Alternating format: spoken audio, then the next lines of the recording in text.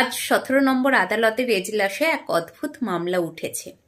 এক নারী, বয়স 50 ছুঁই ছুঁই, হঠাৎ করে জানিয়ে দিলেন তিনি আর সংসার করতে চান না। তিনি চুপচাপ নিজের মতো বাঁচতে চান, সব সম্পর্ক থেকে নিঃশর্ত মুক্তি চান। কিন্তু বিপরীতে তার স্বামী এই বিচ্ছেদ কিছুতেই মেনে নিতে পারছেন না। তার যুক্তি, মেয়ে বড় হয়েছে, সংসার অনেকটাই বড় হয়ে গেছে, এখন সময় শুধু দুজনে মিলে একসাথে কাটানোর।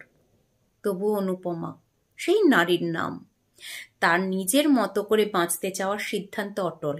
শঙ্খনীল আর অনুপমা, এই দম্পতির গল্প অনেকেই জানে। সমাজে তারা সুখী দম্পতির উদাহরণ হিসাবে পরিচিত।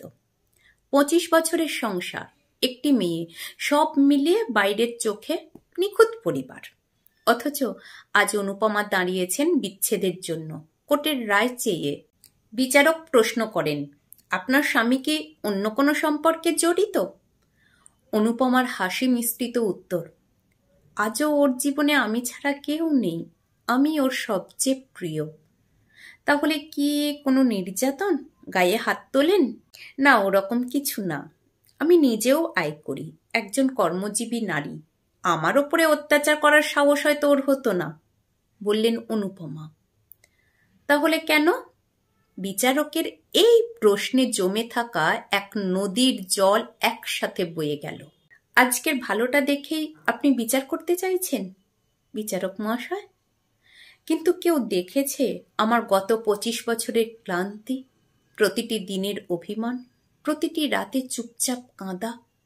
আমার স্বামী একজন ভালো মানুষ, ভালো বাবা, ভালো অফিসার, কিন্তু ভালো প্রেমিক না, সে কোনো দিন হতে পারেনি।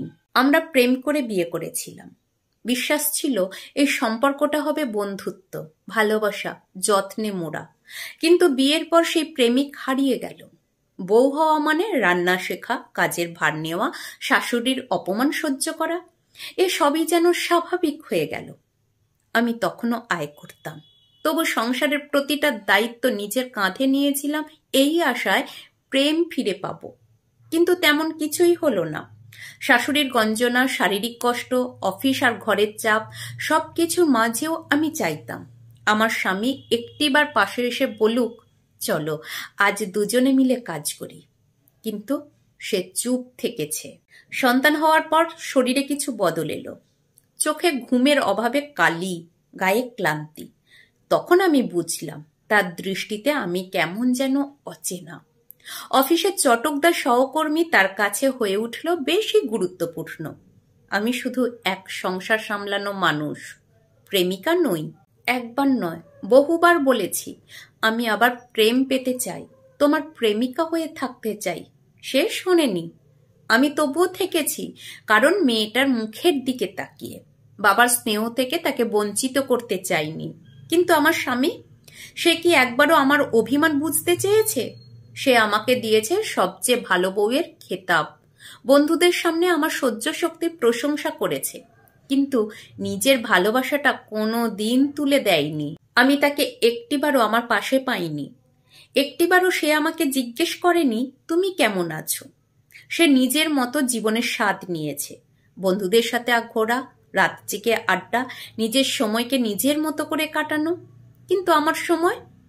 আমি 25 বছর সংসার করেছি, 23 বছর মায়ের দায়িত্ব পালন করেছি, নিজের জীবনকে ফুরিয়ে দিয়েছি। বিনিময়ে আমি পেয়েছি শূন্যতা। তবে আজ আর নয়। আজ আমি শুধু একজন বউ হয়ে বাঁচতে চাই না, আমি স্বাধীন মানুষ হয়ে বাঁচতে চাই। আমি সকালে সূর্য দেখার সময় চাই, রাতে ডায়েরির পাতায় নিজের অনুভব লেখার সময় চাই। আমি চাই না ভোরে উঠে কারোর জন্য চা বানাতে গিয়ে আমার ঘুম কেটে যাক। আমি একটু সুখ চাই নিজের মতো করে, একটু শান্তি চাই যেটা কাউকে বোঝাতে হয় না, একটু ভালোবাসা চাই নিজের জন্য। বেশি কিছু চেয়েছি কি আমি? নারী হয়ে জন্মেছি বলে সারা জীবন দিয়ে যাব আর কিছুই ফিরবে না? মনুষ্য জন্ম পেয়েছি বলেই না এই পৃথিবীর স্বাদ নিতে চাই? তাই আমি নিজেকে মুক্ত করতে চাই, সম্পর্কের মেকির দায় থেকে নয়, জীবনের প্রতি নতুন ভালোবাসার খোঁজে। অনুপমার কথা শুনে পুরো আদালত স্তব্ধ। এমন সৎ, এমন গভীর হৃদয়ের কথা শুনে কিছু বলার থাকে না কারোরই। বিচারকের চোখেও যেন জল। এই দাবি কি অনুপমার একার, নাকি এই গল্পটা পৃথিবীর অনেক অনুপমার? কারো জানা নেই। তবে এটুকু বোঝা যায়, জীবনের প্রতিটি সম্পর্কেই হৃদয় ছুঁয়ে যাওয়া ভালোবাসা না থাকলে তা শুধু দায়িত্ব হয়ে পড়ে।